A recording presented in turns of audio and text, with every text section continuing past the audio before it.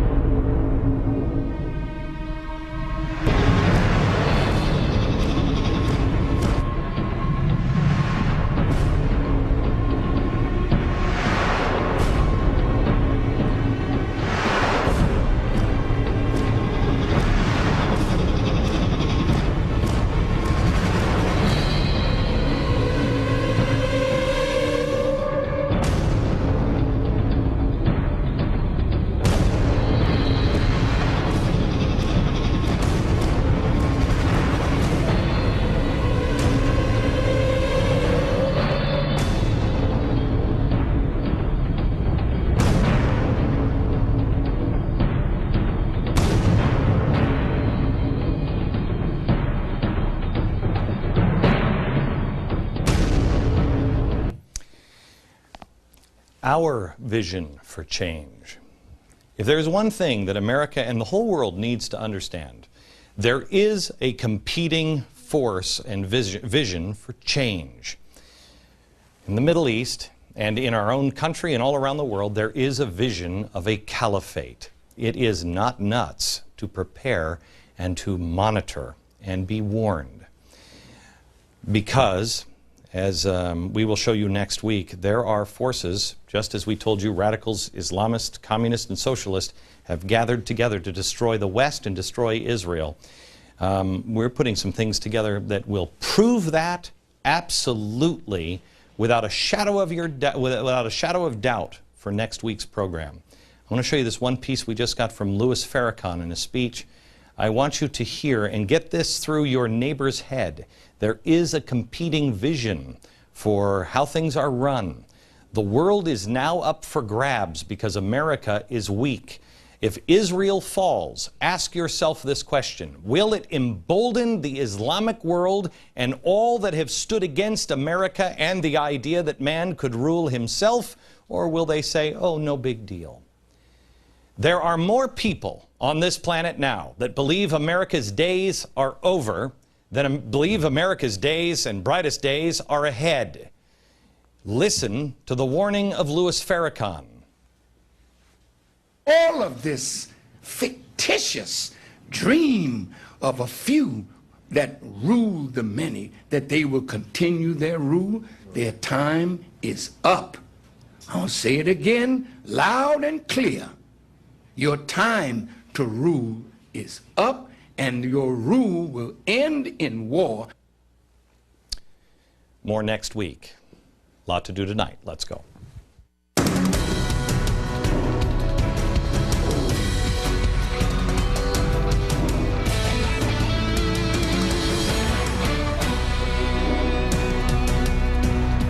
Well, hello, America. Welcome to the program. We have a lot to talk about tonight. Last night we talked about energy, and there's a lot to talk about with energy. We talked about the administration's hostile policy towards our most important energy sources. Our economy is about to crumble, and they are making it in Washington harder to gain access to energy that we have. They're closing down our coal plants because of regulation. We get, by the way, 50% of our electricity from coal. They have made oil permits very difficult to get, and we are in the midst of an energy crisis. A lot of this is self-imposed. We have a ton of untapped energy resources that we could use to help, but for some reason, we refuse to be independent. Tonight, I want to talk to you about another untapped resource, great minds. Great minds, and the people of this country who have first retired. All of that knowledge, all of that skill, all of that experience, wasting away to what? So you can hit a little white ball around the field, sit on the beach? What are you doing? I hate to be the bearer of bad news, but what else is new? The boat called America is sinking, and we're a little short on life rafts. Could you help? Could you get into the game? And I don't mean necessarily go back to work. I mean, could you help others? Could you mentor someone? I don't want to talk about the untapped resource tonight of the retired. I want to talk about somebody else that wants to get into the game. The other side of the retirees, the youth, the 25 and under crowd. Something a lot of people that in America won't be willing to admit, but I will, those of us who are in our 40s, 50s, and above. In many ways, we failed our kids. Mainly because we didn't know. We just didn't see it coming. As parents, we had this bizarre expectance that somehow or another everybody will just, our kids will just feel the way we do. They'll learn all of this stuff through some sort of osmosis. And America will just always be here. So we gave our kids a gentle shove out into the world, sending them to the wolves without a clue. We let the school, we let television, Sesame Street, society, anyone but us raise our kids because we wanted to have it all. It was a lie, and we bought it. Now our kids don't have the same understanding that we do. And they're entering a very different world unprepared because everybody got a stupid trophy. Now, we bought into the lie that a college education is the only chance for success. And if you're without it, you're screwed. Before the elites have a cow, I do believe that there are many things that you have to do that require extensive studies. This morning we were talking about this new jet. I don't know if anybody saw it, but there's this new jet that they're now saying can fly at incredible speeds, or they're working on it. It's, I don't know, about 30 years away or so. And we were talking about at what speed does steel break down? At what point does metal break down? Do we have a new alloy that can withstand those extreme conditions? Well, you have to have a college education to be able to even answer that question. The people pushing the limits are not, just didn't find themselves on the street at a McDonald's and all of a sudden they're like, I like birds and big shiny things in the sky. I'll make something fly fast. You do need a little higher understanding. But at the same time, we endorse an educational system now that is increasingly only about memorization. Dates. It's not about critical thinking. It's about passing a test. A system that ushers high school seniors into college while only 12% demonstrate a solid grasp on their nation's history. And then we just repeat the process at college. Only this time, everybody who can graduate and just recite dates, now they owe hundreds of thousands of dollars. And it's only getting worse. The cost of a college education is rapidly rising, far more than the cost of inflation, more than even the cost of health care, but I don't hear a peep about it in the media. When I adopted my son, Rafe, he's 6 years old now. My wife and I, we got together with a financial advisor and we tried to be responsible. And we said, okay, so how much do we have to put away every month to save up for college for him? And we thought we were way ahead of the curve. We were like, hey, he's just been born, huh? The financial advisor said, well, at the cost of an education, the way it's increasing now, you should put away the full amount now, and you may have to add more when he's ready to go to college. You got to be kidding me. Except you don't hear a word about that. Something else people don't ever say is, does everybody need a $50,000 education? Do you need to go to Harvard, Yale, Columbia? Is that really? I mean, what's wrong with learning a trade? What's wrong with an education that isn't Ivy League? What's wrong with an apprenticeship? Is that not the best way to learn? To actually watch people do the thing that you want to do. Watch them, learn from them day in and day out. This administration has now made it tougher for even interns to find an internship. This is not only hurting the companies of our country, it is hurting the youth of America because they are losing invaluable experience. Almost everything I learned worth of value, I learned at someone's side, watching them. If you've ever seen the show Deadliest Catch, it's some of the hardest working people you'll ever see. These are sea fishermen. One of the captains who recently passed away, Phil, once talked about how he got into the business. And he got his start by going down to the docks as a teenager and begging to get work. He actually did it, and it worked. He had this crazy idea that he would work for free just to learn because he knew the experience would pay off. But we don't teach that anymore. The system is broken. Tonight, we're going to talk to the untapped resource. Find out how they feel, because that's what we're supposed to do. Let's listen. Let's find out how everybody feels. No, let's really not. We'll find out how they feel, and then let's see if anybody has a plan. See if anybody has an idea. See if anybody's doing anything about it. See if anybody has any ideas. Also, we're going to show you an 11-year-old tonight, somebody who's actually going, well, I can make a difference. He's 11. So if you're 40, you might ask yourself, what the heck is wrong with me if the 11-year-old thinks he can make a difference? Why aren't you? Let's talk to the untapped resource of America. Okay, who has massive debt? Okay, who believes that massive debt is really going to pay off? Come on, somebody. Nobody? Not a soul. Tom. Well, for me, I think it'll pay off. It's an investment. I'm paying now for the education, which will help me earn that money back at some point down the road, or at least I'm hoping that it will be earned back at some point. Who went to college to find your way? I'm going to figure out what I want to do. Okay. Allison, in the third row, you did that? I did. Yeah. Did it work out for you? Yes. Yeah. Except I ended up choosing a profession that's kind of hard to make money. I am a theater major. And there's a lot of money in that. Yeah. That's good. I mean, I love what I do. That's but good. It's going to be one of those things that's hard to find work to pay off those debts and to ensure security later on. May I ask you, Allison, Yes. you graduated from college? Yes. Okay. If I said to you, hey, Allison, I want to sell you a house today for $100,000, what would you say? I can't afford it. Okay. You can't afford it. I can give you loans. Don't worry about it. And you can pay very small amounts. Don't worry. We'll make it affordable for you. I just want to sell you this house. Get into this house. You got to have a house. If you don't have a house, where are you going to live? You got to have a house. Everybody has to have a house. It's true. It's true. You want a house? Yes. So you're going to have a house, and I'm going to pay for. I'm going to help you pay for it. You just have to pay very small. Okay. Would you? Skeptical. You're skeptical, sure. Yeah. But would you not also say maybe, okay, well, if I have to have a house, what would you ask? Payment? I'd ask payment. What's the interest? Okay. How about where is it? Yes. How about where is it? What? How many bedrooms? Does it even have a kitchen? Yeah. Nobody would go out. I've never, ever gone out and spent $100,000 on anything that I hadn't known exactly what I wanted and what I wanted it for. I mean, nobody goes out and says, you know what? Well, I'm going to go out and buy a house.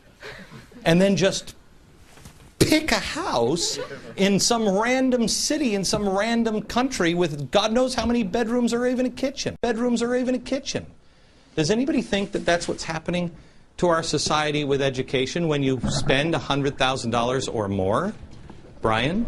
To a degree, I think it is. I talk to people my age all the time who they ask me what I'm into. I say radio, TV. I'm doing radio shows at Monmouth University, and, you know, I'm getting heavily involved, and I'll ask them, you know, what are you studying in college? What are you doing extracurricular? And they say, I'm not really sure what I want to do. And these are seniors in college. You know, I'm not sure what I want to do, but I know I need to go to college. So I'm thinking, you're spending thousands of dollars and you don't even know what you want to do, and your time's almost up in college. Anybody know anybody who is going to graduate school just a placehold? Raj, actually, down here in front? Yeah, I know a lot of people that are going to grad school for the simple fact of, well, I don't have anything else to do. Might as well kill time and hope the economy is better when I graduate grad school. I know a lot of people are doing that. What happens when they get to the end and they're now more in debt? I mean, that's an expensive placeholder. You could go to the library every day and probably rent a sweet house on a beach and end up with less debt and more knowledge at the end of your years in graduate school and be in better condition. Yes?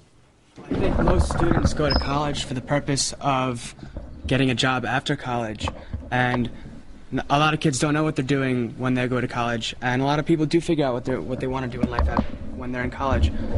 But, you know, I don't think kids are so motivated to do, or they don't even realize what they can do with themselves because they're so set in line with a system that tells them they have to get a job, and the only way they can get a job is through college.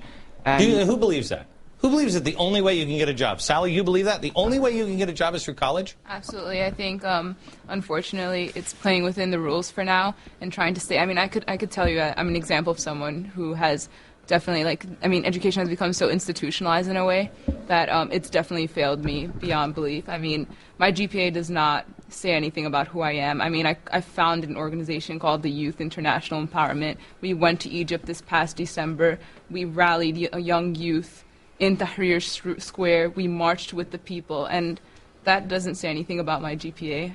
It didn't overlook that at all. So what does that tell you? This is my 12th time changing my major, actually, and I'm a senior in college.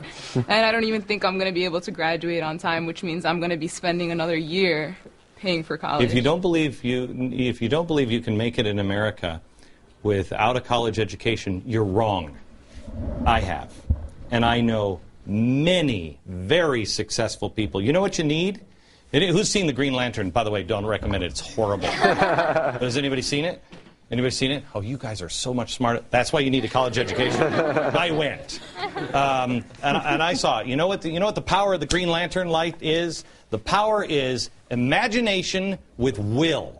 It's the best superhero out there. Imagination and will. If you imagine it and you will it, if you don't give up, you'll do it, especially if there's more than one. Especially if there's more than one of you. Just do it. You have to be smart. Jonathan.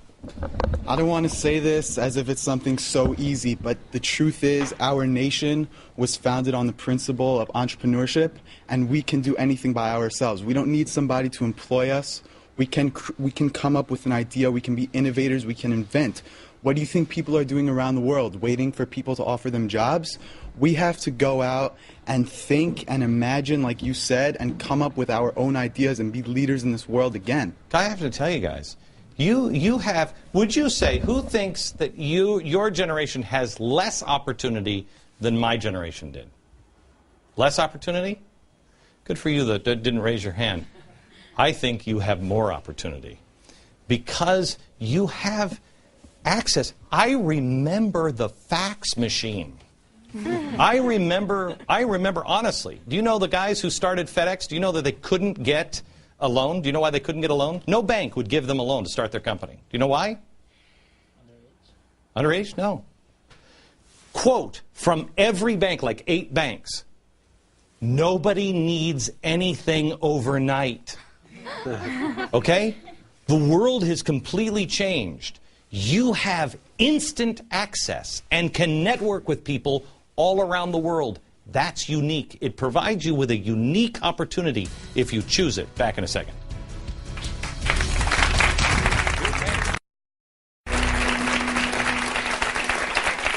So Raj and I were just talking. This is a group of everybody under 25, generally everybody under 25, a group of 25-year-olds. Eileen, who works on our stage here at Fox, she said, you know, what you should do is you should talk about the opportunities, because so many people feel like they don't have an opportunity and they're under 25. So we are. And Raj and I were talking about this during the commercial break. And you brought up the point that... Well, I mean, I think what you were talking about, memorization, is exactly on. I mean, I learned a lot in college, but only 15% of it were in classes. We're not taught what a mortgage is. We have no idea how to balance a checkbook. We have no idea how to use a credit card. I mean, some people just learn it from their parents, but there's no one teaching you this stuff. However, we could probably recite the entire periodic table at the end of, you know, honors chemistry, but practical stuff. And that goes away quickly. Exactly. Practical stuff, you know, that you need, where is that, you know? Can I ask you guys a question? Who are you waiting for? Nobody. Who said that? Why do you say that? One thing that I learned at college was that there actually are plenty of opportunities in the world. I lived in a great house with a lot of really great people who knew a lot about a lot of different things, and I saw so many opportunities. I started a website company with my partner here, Jared Ringel, and first... Are you two evil capitalists? No, well, that's actually... No! We're trying to help the world, actually. Yeah, right. That's the premise of our company, FirstDynamicWebsites.com, is to provide websites to small business owners for affordable costs, because the market right now is so saturated with people who take advantage of small businesses all across the nation. And so we're looking to help these people because... I have news for you. Don't ever, if anybody ever asks you if you're a capitalist again, yes! Yes, I am. You know what system has saved more lives and cured more people of illness and provided more people with warmth and food than anything else on the planet? Capitalism. Now, capitalism can be evil or it can be good. Just like the internet, you can get porn or scriptures. It's up to you. Don't shy away from being a capitalist. You're doing it the right way. Good for you. Now, you both went to college? Same school, Rutgers Right. University. You went to Rutgers. And is this what you planned on doing when you... No, this is not what we planned on doing at all. Actually, the idea came together when we had a meeting. It was myself, Mark, and our other partner, Mike. And we were just sort of spitfire throwing ideas together about things that could make money. And this was something that we found as a point of pain for small businesses today. And we feel that between the three areas that we've studied and had internships and experiences in, we'd be able to combine that together to create and develop the business that could actually help people. So here's the question again that I asked. And Mark was the only one that answered it. Who are you waiting for? Nobody. Why are you waiting for anybody? Do you believe, who here believes man can rule himself? Oh, well, as soon as we finish teaching you how to balance a checkbook, as soon as we figure out trying to feed you a job, create one. You guys have everything going for you. You have it up here. You're the most free in the world as of 5/25. Do it. Take charge of your own life. Yes. Jesse first. Go ahead. Isn't it too much to ask for the universities to give us everything that's exactly pertinent to what we're going to do in the future? Because the universities really can't predict what we're going to need in the future. They're just going to make us aware of things that maybe weren't before. And isn't there a cost to self-education? Well, I don't know. I don't think I understand your question. Yeah, I mean, should they be studying by yourself in the library? Can you really get as good of an education as you can, let's say, at a good university somewhere? Yes. Yeah, I think you. I think if you have mentors, I think you can. I will tell you, I took one semester at Yale, and my professor said to me, he said, why are you here? I was 30. I was paying for it for myself, and I just wanted answers. And he said, why are you here? Because I was really disruptive in the class. I said, because I'm searching for some answers. And he said, what are you reading? And I told him, I said, I'm reading all kinds of different things. One of them I remember was Immanuel Kant. And has anybody read Immanuel Kant? You want to hang yourself or not? Try reading that by yourself without any guidance at all. And he said, who's guiding you through that? And I said, nobody. And he said, how's that going? And I went, not real good. Not real good. There are things that you do need some help on.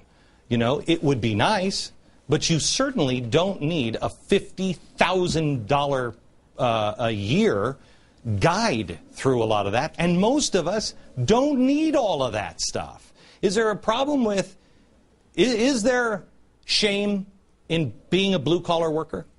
No. Is there shame in being a mechanic? No.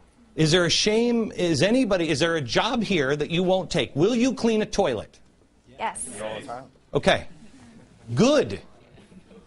Are there people, do you believe, because let me tell you something. If we have to go to space and you're putting me in charge of the calculations, you're burning up on the launch pad. Guarantee it. I'm not good at math. I'm not good at a lot of different things. I don't have the skills to be. So why do I need the same education that somebody who wants to be an astronaut need? They don't. You want to be a physicist? Have at it. I don't. I don't need it. Why are we trying to put everybody into the same category? You must have this education. Why can't we have apprentice? Why can't you come? Somebody you want to do television and radio? Yes. You come work for me. Why can't I've done it here with John? John worked at or he was going to Columbia. Yeah, I went to Columbia and I've interned for you for 2 years now. But at Columbia, a lot of what I learned was really what we were saying earlier, is just how to kind of memorize something, how to regurgitate what the professor's notes from the class the next day on an exam. But they really don't teach you how to think critically or how to think independently. And frankly, I don't really think they want you to think critically or independently. John was a superstar. I don't know, have any idea how he did in school. Superstar for me. I hired him. Nicole, superstar. NYU.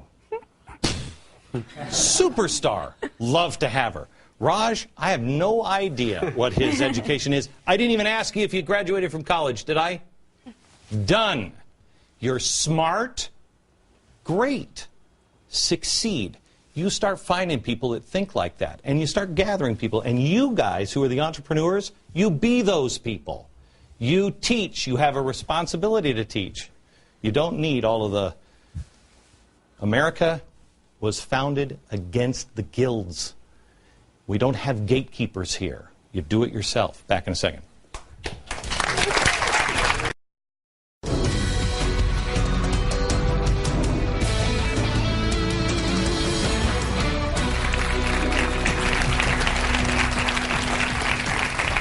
Welcome back to the program, America. I'm with a bunch of Americans that have either are still in college or just getting out of college or have just gotten out of college and are wondering, what the heck is happening now? What do I do now? We've been talking a little bit about what are you waiting for and how you feel about the system.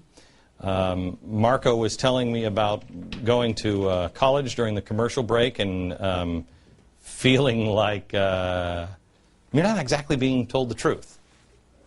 Right. Back in 2008, I was working in the Giuliani presidential campaign, and we were trying to start a political club on campus because there was no political club. And, we decided to open the John Jay College Republican Club. But the moment we said, it's the Republican Club, all of a sudden, everything changed. So we were told that, it's illegal because it's public school. But then again, there was other schools like BMCC, which is also a community school that had a Republican club on campus. And then as far as in our school, they said we need a Democratic club president in order to have a Republican club. And then, our discussion was, you have a Christian club and not a Muslim club. You have a fiction club and not a non-fiction club. So, where does that stand? So the only way we made it happen was pretty much we told them Fox News heard about this, and it was during the election, so it's a hot subject. So we said Fox News heard about it, right? And we said they want to make a story on it. So within 5 minutes, we received a phone call that all of a sudden it was a misunderstanding. So what did that teach you besides to maybe exaggerate the truth a little bit? What did that teach you? Well, one of the lessons was don't give up, If you think you could do it, just don't give up. Keep doing what you believe, because if you really believe in it, it's going to happen. So, see, I contend that life experience is worth far more than what you're putting in college. You were saying a few minutes ago that you are an accountant, right? Yes. And we'll tell your story. So I was a professional accountant before going to college, and because I wanted to become a licensed CPA, I had to go get a master's. And basically, I learned more during my time as working as an apprentice than actually learning anything in college. I was more professional before I went to college. Vanessa. What was it? I'm just finished up my senior year of college, and trying to find an internship was impossible. For even an internship, they asked for at least a year's worth of work experience. Can I tell you something? We didn't have an internship program in my business because 5 years ago, I couldn't get anybody to work. I mean, I'm not kidding you. People would come. I would have given my left arm to work in a national radio program or television program just to be able to see how it worked. I would have given my left arm. People wouldn't even show up for work. Now, things have changed. You know, people are, I mean, we're greatly blessed to have great interns, but keep looking. And may I challenge the companies of America. There is a whole new generation of success coming your way. We're trying to institute a policy in my company that I'll hire the very top of the interns, and I hire them in. It's a guarantee. We hire you into the company. Some companies will fire the bottom 30% of their company every year, get rid of the deadwood. I'd rather reverse that. I'd rather get the best of the best every year and hire them in. Why aren't you looking at interns? Yes. Well, the thing about internships is that the living standards have gone up so much, yet we don't get paid. We're working for free without compensation. Oh my goodness, isn't that so much worse than paying $100,000 for an education? But the thing is, so what are we supposed to do? We're living here in New York. Right. And we're working for free 40, 50 hours a week to get nothing, basically. You're getting experience. Thank you. Who said that? Raise your hand who said that. Thank you, Jonathan. Say it again. You're getting experience. You're getting something I would have given my right arm for. What are you getting from working as an intern for me? It's not about learning in a textbook. It's not about gaining money in your bank account. I think, for me personally, I've learned responsibility tenfold. I've learned so much more than I could ever learn in a classroom. You were an intern. We hired you, Natasha. Yes. What did you get? Nothing at first. Yeah, money-wise. Yeah.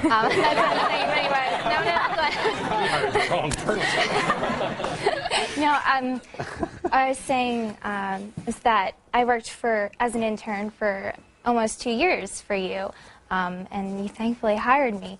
But I also, I was dealing with school, and I also had a job at the same time, but it was more valuable to me to come in every single day to Mercury to work for you. But in the end, you don't owe me anything. I do. And I don't. No, you don't.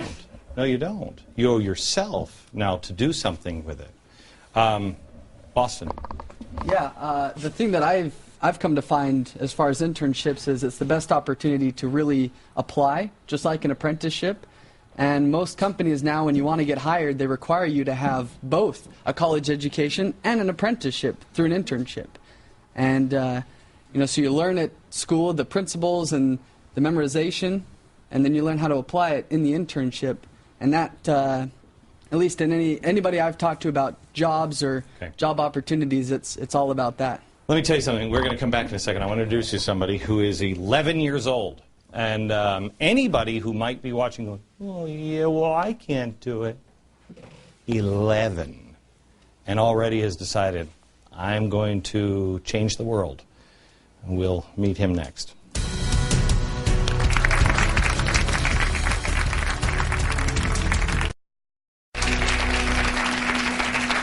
All right. I want to introduce you to somebody who flew a very long way. We flew him in and his family from Alaska. And I was just in Alaska. It's far. He is making a huge difference getting involved. His name is Anthony Irsik. He's from Palmer, Alaska. He is here with his parents, Donna and Christopher. Anthony was inspired to bring unity to his community. He's 11 years old. Hello, Anthony. How are you, sir? Good. Good to meet you, sir. Nice to meet you too. So tell me what you did. I entered, well, 2 years from the Inspiration, I went to my mom and asked, what can I do to help in my community? So Mom prayed about it, and God told her, do this. And so we went around, interviewed all the churches, and then it moved on to ministries, community involved in public servants, which would be like the council members, the mayor. I'm well aware of public servants. And you brought everybody together for a... Inspiration is what we like to call it. Mm-hmm. And how many members did you have? How many people did you have show up? 165. 165. Mom, how many people live in your town? 5,000. 5,000. Dad, what did you think of all this? I thought it was ambitious at first. Yeah. But they were persistent. What do you do in Alaska? Donna, what do you both do in Alaska? Well, I'm a homemaker and a homeschooler. Okay. And Chris, what do you do? I travel throughout the state installing telecommunications equipment. Okay. That's a big state.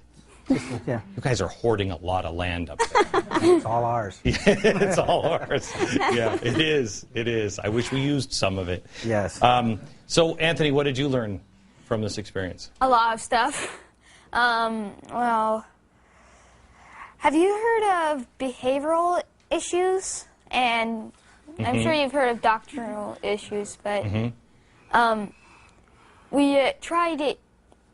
We found out about the behavioral and doctrinal, and we decided to unite all the churches on the behavioral, because on the doctrinal, everyone has something different. Right.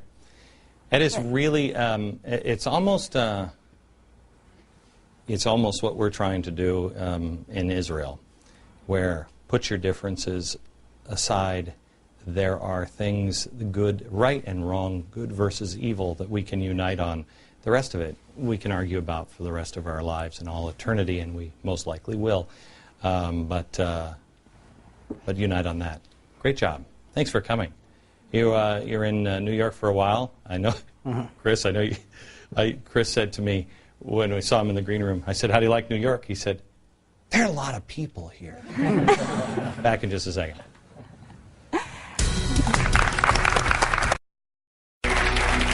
Go to John.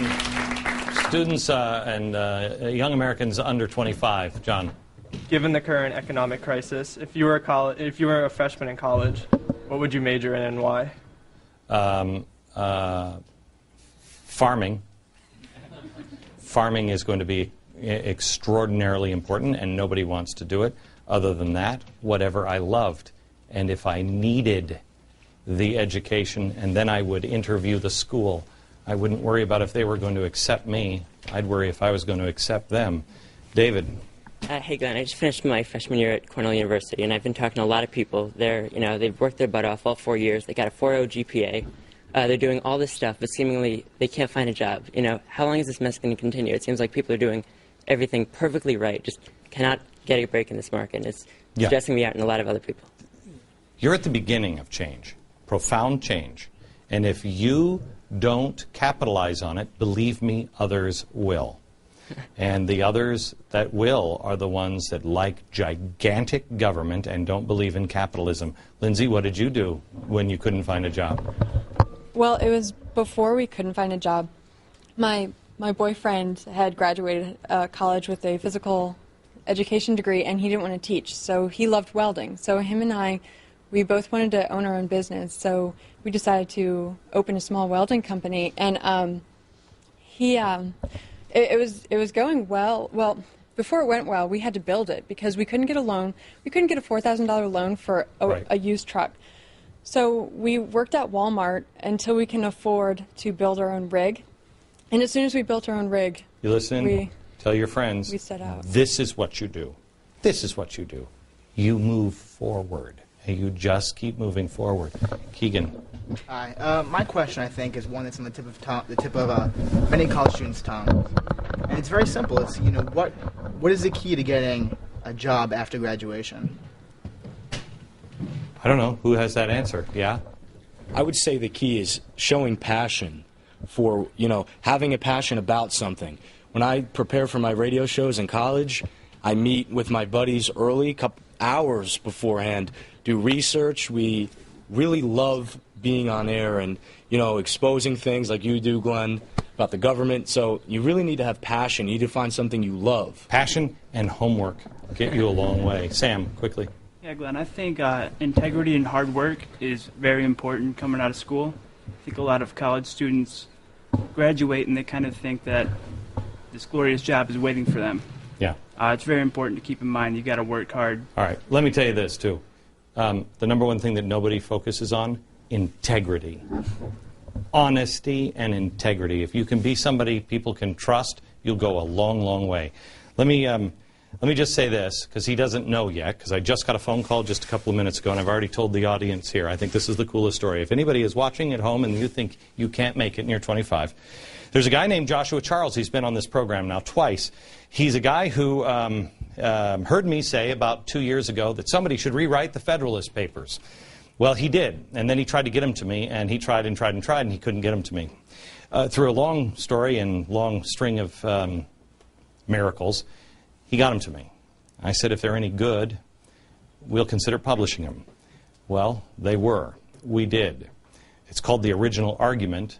Joshua, in case we haven't called you yet, I plan on calling you in a few minutes. Congratulations, you're a #1 New York Times bestseller. Anything can be done in America. The Original Argument, available bookstores everywhere. Back in a minute. Tomorrow, we are going to do a show on history. And I've lost my erasers or somebody has stolen them. I'm sure that's what it is. 6 shows left. Tomorrow is, or is that Friday? Is today Wednesday? Yeah. Oh, okay. Friday is going to be history. Tomorrow, I have no idea what it's going to be. It'll be really, really good. From New York, good night, America.